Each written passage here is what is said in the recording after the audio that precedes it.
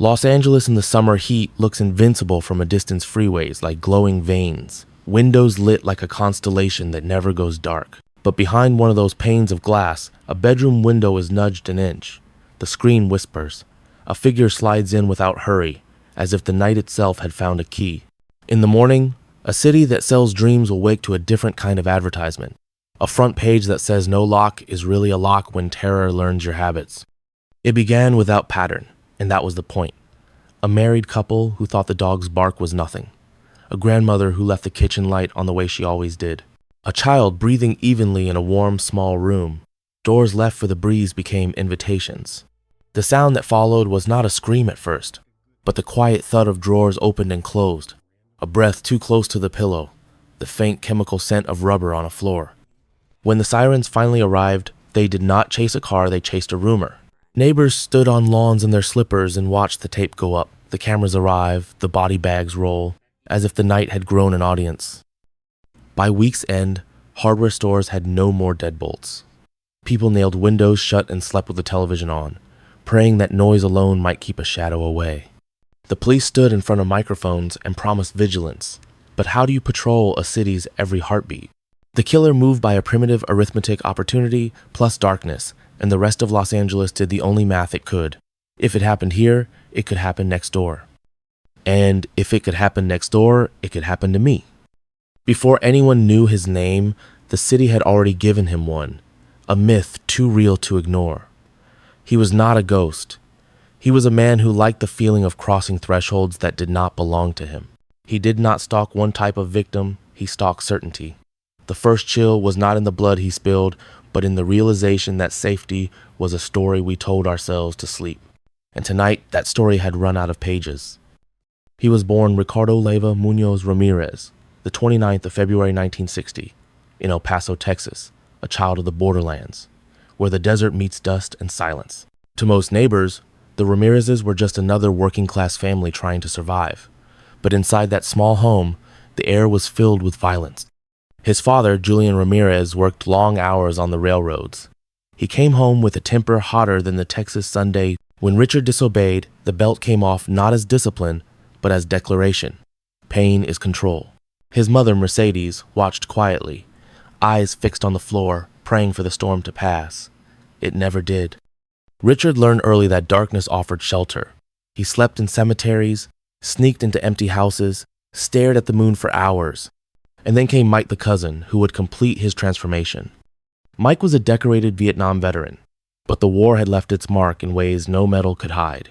He told stories of decapitations, torture, and blood, not with shame, but with pride.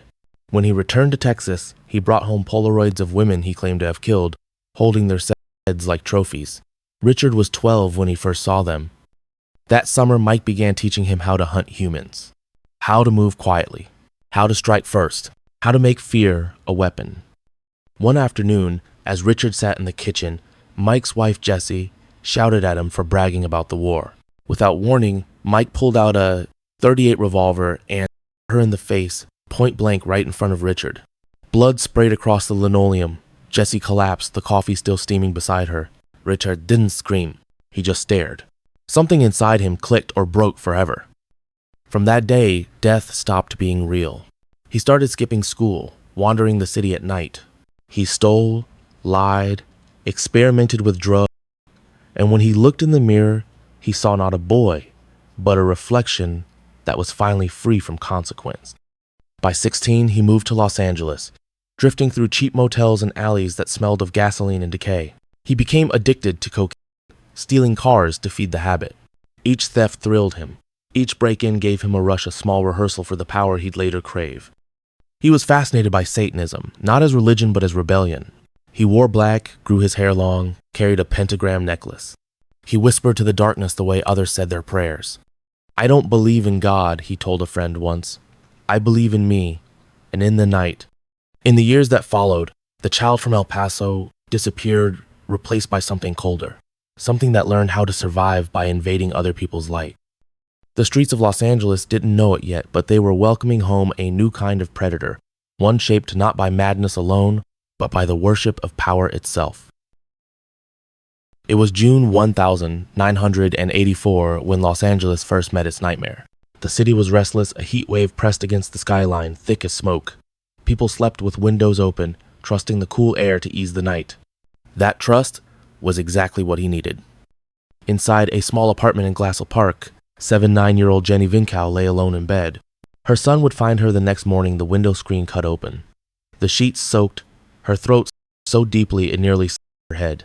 The room was a portrait of chaos. Drawers pulled out, the cross on the wall inverted, and above the headboard a faint pentagram traced in blood. There was no sign of forced entry beyond the window. No witnesses. No clear motive. Only the suggestion of ritual, and a signature that no one recognized yet. Police couldn't connect the dots. To them, it was just another brutal murder in a city of millions. But for the man who'd done it, it wasn't about theft or rage, it was about initiation. Richard Ramirez had crossed a threshold. He had tasted what he called the pure moment, the instant where another human's breath turns to silence. He felt alive for the first time. In the months that followed, he drifted across California's highways, living out of stolen cars and cheap motels. He broke into houses at random, stealing money, jewelry, sometimes just food. He didn't care who lived there. He said later, "I never picked the house the devil did." Each break-in grew bolder, stranger. He began leaving symbols, pentagrams, scratched into walls. Messages like "Jack the Knife" scrawled in lipstick. He watched his victims sleep before he struck. Sometimes he'd whisper into their ears before pulling the trigger. It wasn't about killing anymore. It was about domination, control, worship. By March 1985, Los Angeles County homicide detectives were comparing notes. An elderly couple in Monterey Park had been found murdered, their bodies dead. A woman in Rosemead was shot with a .22, her eyes gouged out. A teenage girl was abducted and assaulted, then left alive, a witness who described a thin man with rotten teeth, a black baseball cap, and eyes like mirrors. The press called him the walking killer. It wouldn't last, because when the pattern of midnight intrusions spread north to San Francisco, one headline would seal his infamy forever. The Night Stalker. That name stuck because it was true. He didn't hunt for pleasure or revenge. He hunted because night itself had become his religion. He prayed with his knife, confessed with his gun, and baptized his victims in terror. As summer drew near, the murders multiplied. Los Angeles was on fire, not with flames, but with fear. No one knew where he would strike next. No one could predict his pattern. Because there was no pattern, only chaos, and the man who worshipped it. By the spring of 1985, Los Angeles was no longer a city, it was a siege. The sun still shone, but no one felt safe in daylight anymore, because the devil worked the night shift. Every morning, the news read like scripture from a new religion of fear. Another break-in, another body, another pentagram on the wall. Police scanners screamed through neighborhoods. Neighbors formed watch groups, buying guns for the first time in their lives. Hardware stores ran out of locks, alarms, flashlights. Children slept in their parents' rooms. No one left windows open anymore. Even dogs refused to bark after midnight. And in the middle of it all, Richard Ramirez kept moving, barefoot sometimes, high on cocaine, carrying a pistol and a long-bladed knife, wandering the suburbs like a phantom with purpose only he understood. He didn't need to plan. He just waited for the city to fall asleep. Detectives couldn't draw a line between victims. Rich, poor, young, old, the only thing connecting them was night. Ramirez broke into a home in Arcadia, bludgeoned a woman to death with a lamp. A week later, he stormed into a house in Monterey Park, shot both residents, and carved a symbol into the wall. He attacked a couple in Whittier, sparing the husband only to make him watch. And in front of their partners, then murdered them after. He seemed to enjoy the randomness, as if each new victim proved his power over fate. To him, fear was a form of worship. At one scene, he left a message in lipstick, "Jack the Knife." At another, he drew a pentagram on a victim's thigh. He looked at the blood on his hands and smiled, not out of pride, but devotion. To Ramirez, Satan wasn't a symbol. He was an audience. The Los Angeles Sheriff's Department had no suspect and too many victims. Ballistics linked some shootings to the same. .22 caliber handgun, but the fingerprints were partial, the scenes contaminated, the motives senseless. He entered through open windows, side doors, garages, always from the dark, never from the same way twice. A detective later said, "He wasn't like Bundy or Dahmer. Those men wanted patterns. Ramirez wanted chaos. And chaos for a time was winning.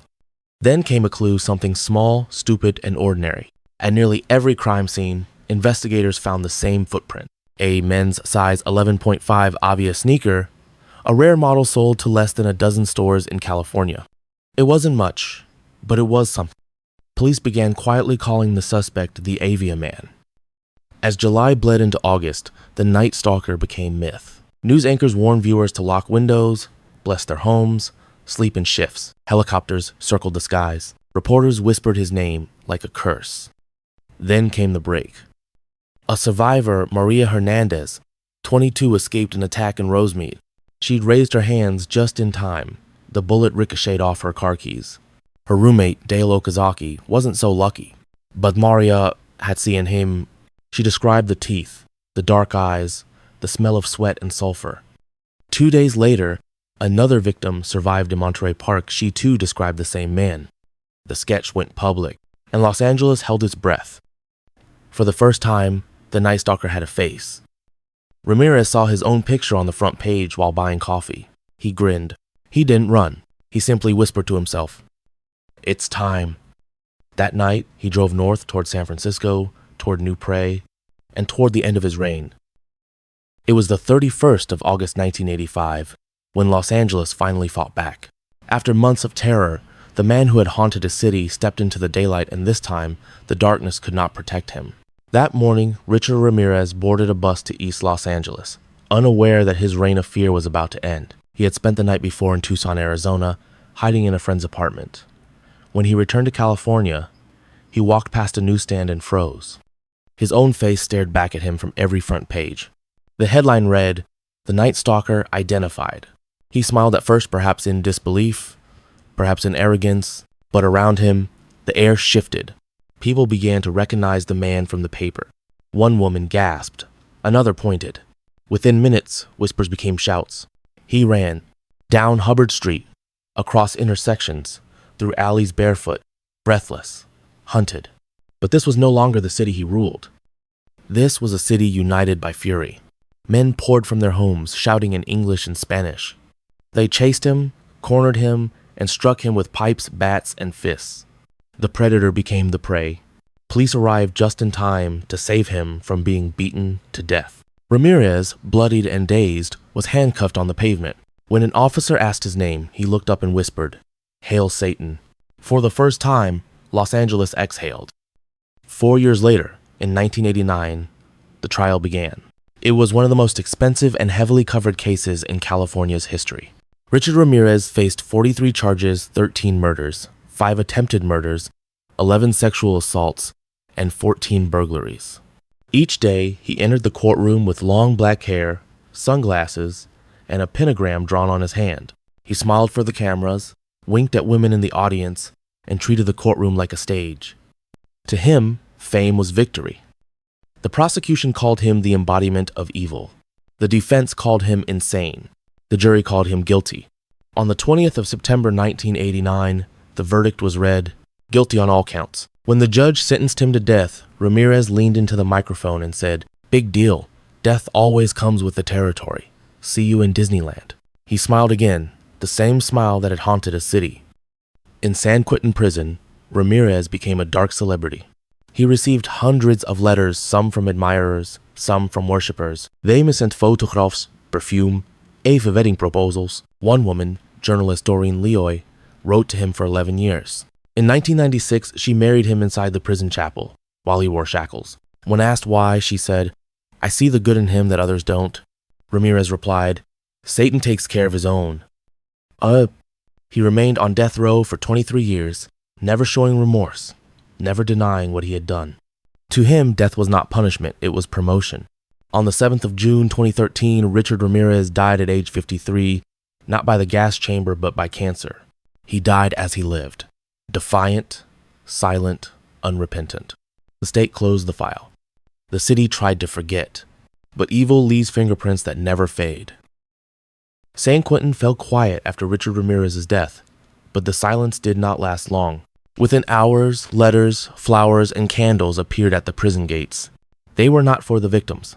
They were for him, Some called him misunderstood. Some called him beautiful. Some wrote the same words he had once whispered, "Hail Satan." That is the sickness of fascination. When evil is wrapped in mystery, people start calling it art. After his death, documentaries, books, and online forums revived his name. The long black hair, the smile, the hollow eyes Richard Ramirez became what he always wanted to be, eternal. But immortality comes with a cost. Every time his face appears on a thumbnail or a documentary poster, the real victims fade further into the background. The predator remains famous. The innocent remain forgotten. The Night Stalker's legacy is not only in the crimes he committed, it is in what he left inside us, the reflection we cannot stop looking at. We replay his interviews, analyze his words, stare into his eyes, hoping to find an explanation. Maybe we want to understand him. Maybe we want to believe that monsters are made, not born. But sometimes there is no reason. He killed because he could. Because fear made him feel alive. Because darkness was the only God he ever believed in. He once said, "There is no good, no evil. There's only power and those too weak to take it." He was wrong. Paralyzed. Names fade, but the echo of fear, the whisper that the devil might live next door remains. Imagine Los Angeles again. The same streets, the same lights flickering across the skyline. The city sleeps now, but it remembers. A faint echo of footsteps, a shadow moving behind a curtain, and the uneasy truth that evil does not vanish, it waits. The Night Stalker is gone, but what he left behind is a question that never dies. If the devil looks like a man, how will we ever recognize him before it is too late?